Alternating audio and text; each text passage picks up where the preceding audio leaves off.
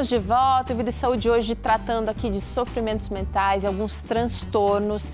E eu não posso deixar de te oferecer o nosso guia de estudos Sentimentos, a Ciência do Existir. É aqui que você vai encontrar apoio para várias situações difíceis, alguns transtornos, traumas, dificuldades que todos nós enfrentamos nesta vida e que o conhecimento e a certeza do apoio divino, a certeza de que Deus não está alheio a essa situação, faz diferença. Então liga para cá, pede o seu, pega o telefone agora, ó, 12 21 27 31 21. É o telefone para você pedir o seu guia, ele vai chegar aí gratuitamente, você não paga nada por ele. É um guia que tem um conteúdo interessante aqui. Se você precisar ou preferir, o WhatsApp nosso é 12 98244 4449. Espero que seja bênção aí para você, tá? Doutor César, nós falávamos aqui há pouco, antes do intervalo, sobre a necessidade de, em alguns casos, unir terapia, a psicoterapia, com medicamentos. E eu acho que a gente pode ser bem pontual, vou até convidar vocês para virem até aqui. Doutora Cléovia, vem para cá, porque às vezes a senhora está lá no consultório tentando ajudar o seu paciente, a sua paciente, e ela ou ele não evoluem, eles não conseguem avançar nessa terapia, tentando resolver questões aqui que talvez estejam, olha, anuviando o dia dessa pessoa. Está se sentindo sem energia, não está funcionando direito, não está conseguindo organizar as ideias. E aí, quando quem é que indica? É o psicólogo ou é o psiquiatra, doutor César? Quem é que indica um medicamento?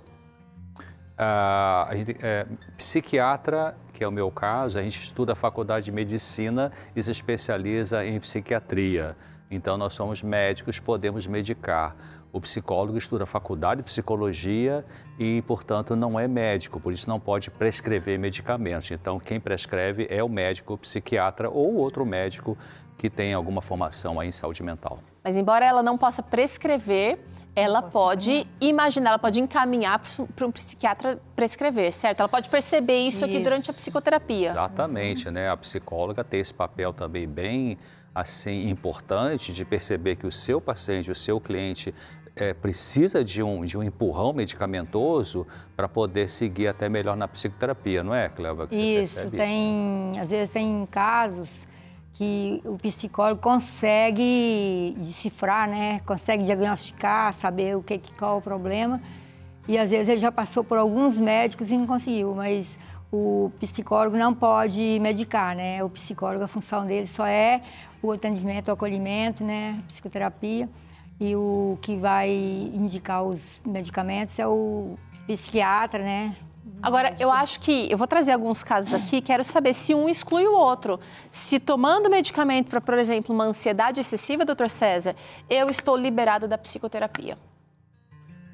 Não, porque, na verdade, se a gente pensar assim, na maioria dos transtornos emocionais mais comuns de atingir as pessoas, o tratamento abaixo de Deus, o tratamento número 1 é a psicoterapia, é a psicoeducação, é aprender a entender de onde vem essa dor, de onde vem esse sofrimento. A gente vai ensinar essa pessoa que tipo de pensamento ela está tendo que contribui para a doença, né? Como lidar com a emoção sofrida. Então, realmente, o número 1 é a psicoterapia, é o aprendizado de como eu posso lidar com a minha dor emocional. Em alguns casos, o número 2 seria, então, a medicação. Ok. Como é que o medicamento funciona, doutor César? No caso de crises de pânico, por exemplo, ansiedade, ele baixa a minha agitação? A pessoa que tem ansiedade excessiva, que, por exemplo, se manifesta com crise de pânico, a crise de pânico em algumas pessoas, para ficar tão frequente, né, Cléovia, que a pessoa começa a ter medo de sair e ter de novo aquela crise. Então, começa a prejudicar a vida estudantil, a vida de trabalho. Então, ela vai precisar temporariamente de um medicamento para poder abaixar essa ansiedade, para ela conseguir funcionar, não é? Também, talvez nos casos de dependência química, seja esse o caso, doutor César.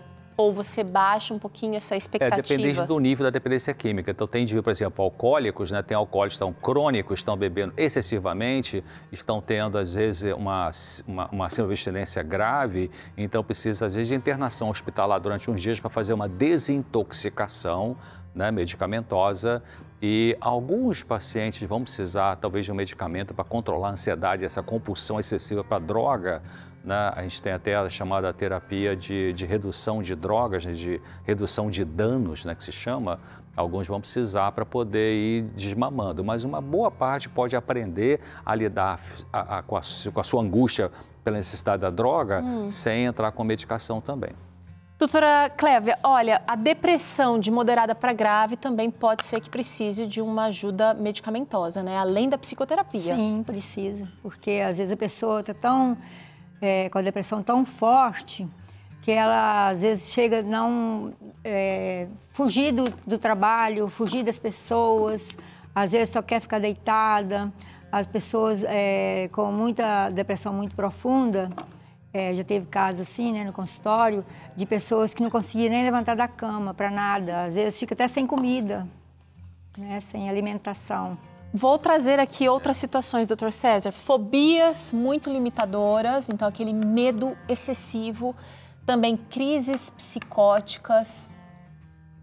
E pode falar, doutor César. Fobias, existe a fobia simples e a fobia social.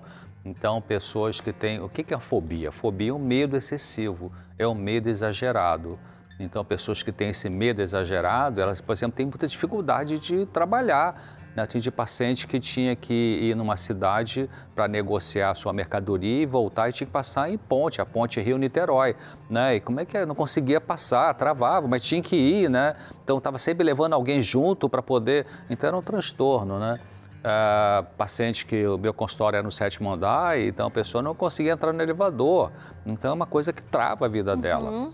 Então nessas fobias que são muito limitadoras, a gente prescreve um medicamento temporário ali e a pessoa, enquanto isso, vai trabalhando com a psicóloga, né, aprendendo a lidar com a sua emoção para poder, assim que possível, a gente ir desmamando. Crise psicótica é aquilo que eu falei, medicação, em geral, é o número 1, porque a pessoa está fora da realidade, não tem como você dialogar racionalmente com a pessoa que está alucinando, delirando, está na crise bipolar, aí na fase eufórica. Então entra a medicação número 1 e assim que ela conseguir raciocinar, ela vai sendo ajudada com a psicoterapia, Vem né? para a realidade, né? Quando ela vem para a realidade, aí ela tem condições de psicoterapia. Vamos dar uma olhada na nossa caixinha aqui de medicamentos, porque tem mais uma situação aqui. É claro que existem muitas outras, mas hoje a gente vai abordar essa daqui ainda. A doença bipolar, especialmente quando ela está na fase eufórica, doutor César. O senhor já falou aqui da importância desse tratamento, mas na euforia, normalmente o paciente acha que não precisa de mais nada. Acha que não precisa de nada, e se o familiar insiste, não, você precisa, vamos lá, não, eu fico irritado, você que está querendo perturbar minha alegria, estou tão feliz, tão eufórico, tão animado, isso é o normal, mas tem que medicar e às vezes se está no bipolar tipo 1, que é o mais grave, a gente tem que chamar uma emergência para poder atender aquele indivíduo, porque está realmente bem agitado, bem fora da realidade. Difícil de convencer, né, doutor César? Difícil de convencer o paciente de ir procurar um medicamento. Por isso que muitas vezes, até tem alguns estudos que mostraram assim, de que talvez possa ajudar a pessoa bipolar, quando ela sair da crise bipolar, da fase eufórica, pedir autorização a ela e a família para gravar quando ela está na fase eufórica, porque depois ela pode, na fase fora da euforia, ela olhar o comportamento dela, como ela tem muitos pensamentos acelerados e tal, e ela, poxa, então vai ajudar. Olha, a gente tratou aqui de muitos assuntos que talvez façam parte da sua rotina. Eu queria convidar vocês para sentarem aqui mais um pouquinho e talvez você esteja aí pensando, eu não gosto de medicamento, eu prefiro tratar aqui com medicamentos naturais, doutor César, usar uma camomila, usar uma valeriana, usar alguns calmantes naturais. Os medicamentos têm sua indicação, eles podem ser temporários ou não, mas eles têm assim, uma importância também, né, doutor César? Tem importância, porque realmente a pessoa ela pode ter uma funcionalidade, ela pode conseguir funcionar com aquela medicação, mas sempre com essa mentalidade, assim que possível, do profissional, né? Assim que possível, vou tirar isso aqui, e da pessoa, eu também quero funcionar na minha vida sem estar dependente de um tarja preta, né? E doutora Clévia, a psicoterapia pode realmente ser um verdadeiro medicamento, conversar com alguém, organizar, não é mesmo? Pode sim. A terapia pode, às vezes, até ajudar a pessoa a livrar dos medicamentos, mas eu acredito que quando precisa do medicamento, precisa de usar e precisa a pessoa se convencer de que precisa de usar o medicamento. Por exemplo, o bipolar, ele às vezes pensa que o normal é aquele, né, na fase da euforia, mas quando ele está mais na real, né, na realidade, ele reconhece, muitos deles sabem que fez uma coisa muito absurda, né? Na época da euforia. É isso aí, gente. Olha, dá uma olhada nas redes sociais da doutora Clévia, Clévia Psi. E também, se você quiser aprender mais do conteúdo aqui do Vida e Saúde de hoje, corre lá no site do Dr. César, drcesar.com. Gratidão a vocês dois que trouxeram aqui sabedoria, conhecimento para o nosso programa. Que Deus continue abençoando vocês. Obrigada, doutora Clévia. Eu agradeço também a vocês pelo convite. Fiquei muito feliz de participar deste programa. Obrigada. Obrigada, doutor César. Valeu, Terô. Estamos juntos com você. Que Deus te abençoe aí ricamente. Tchau.